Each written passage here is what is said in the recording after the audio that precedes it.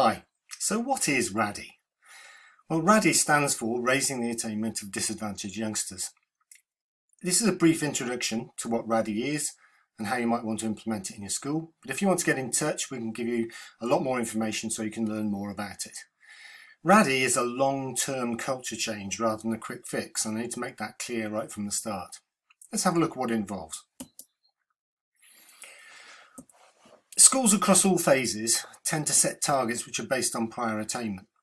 And prior attainment is a bit of a problem because disadvantaged youngsters, those from poor backgrounds, tend to have, on average, lower prior attainment than other students. And targets are a clear indication to pupils, parents and teachers of what our expectations are for them.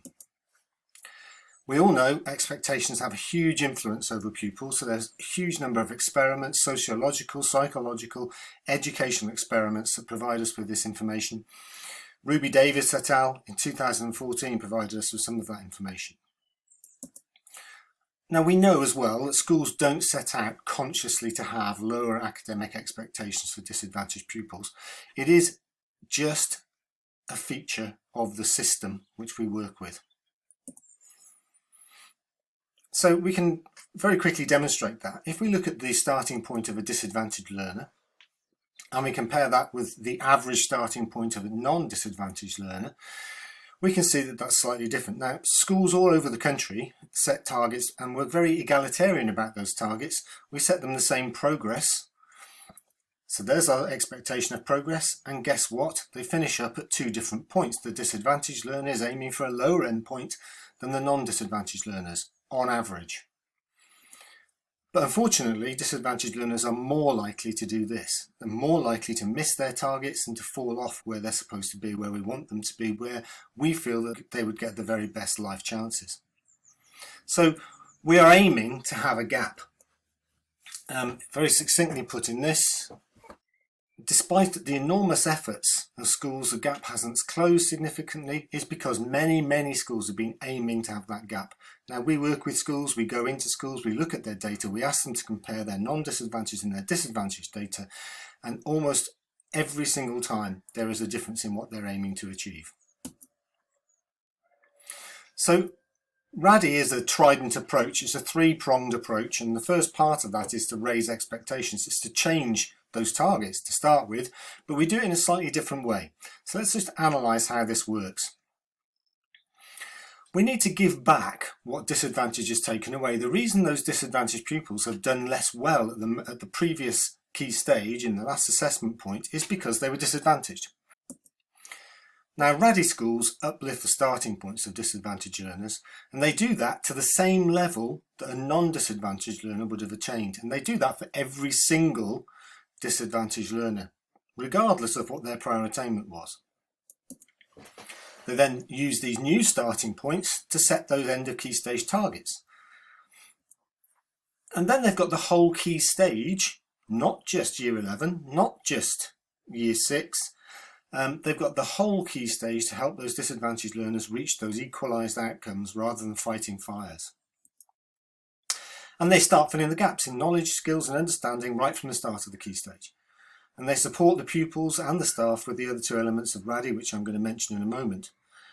Diagnosing that knowledge, skills and understanding gaps is the key thing. And of course, as teachers, that's what we do on a daily basis. In terms of our assessment for learning, in terms of our formal assessment, we are trying to find what those gaps are.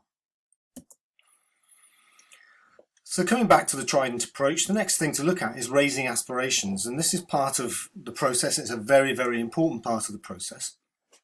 And we're talking about expanding bubbles and horizons. RADY schools work hard to find out everything they can about all of their pupils. We believe this is absolutely vital. If we can discover their hopes and dreams, if we know what it is which really drives them and puts a fire in their belly, if we have a little information about their home circumstances, what they're facing at home, what they need, and particularly what they're already good at, then we can actually form better relationships with those pupils, we can form better relationships with their parents and carers, and we can use those relationships to motivate the learner towards their learning.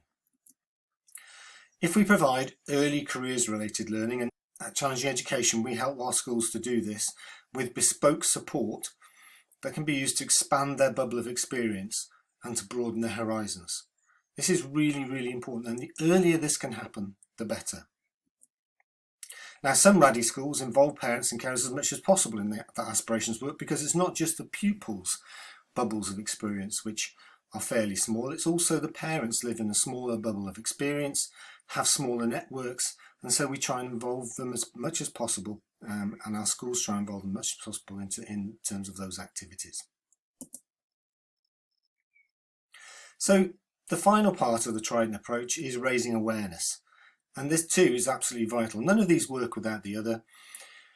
We will support all schools who do RADY to do this, but also, as well as actually our support, there is a fantastic network of determined and committed people who meet on a regular basis in free network events to share the best practice that they have and to look at what hasn't worked and the frustrations and the problems that they've had with any particular part of the programme.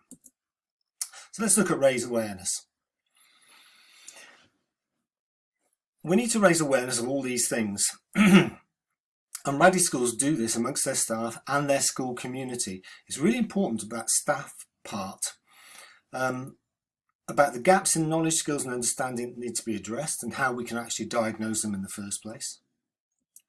About the experiences we can't assume our pupils have. Now, this is about cultural capital. You'll be aware of cultural capital, but we tend to assume that all our pupils have got the same experiences. We can't do that. We have to think about what our lessons are actually asking those pupils to do and whether they will have access to it.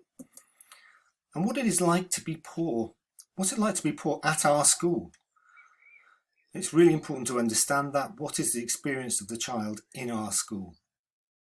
And we also talk very much about equity rather than equality. So it's what the children need to succeed, not making sure that everybody has the same. That can be difficult, going back to the staff, that can be difficult for staff sometimes if we say we're going to give more to this group of pupils, but it's something which is necessary. And how we can assess their attainment fairly. Again, taking into account the fact that we don't want to assume anything and make sure that we can actually give them a fair assessment. And finally, we need to ensure that disadvantaged pupils get the experiences and opportunities they need to succeed. And we can do this by looking at the way we allot those experiences in school, the way we allocate who does what, who's in positions of leadership, etc. And really think about that in a proactive way to make sure that the disadvantaged pupils who tend to need those because they're not getting those experiences outside school sometimes, how we can make sure that they're getting those experiences which will help them in their learning. I hope you found that useful.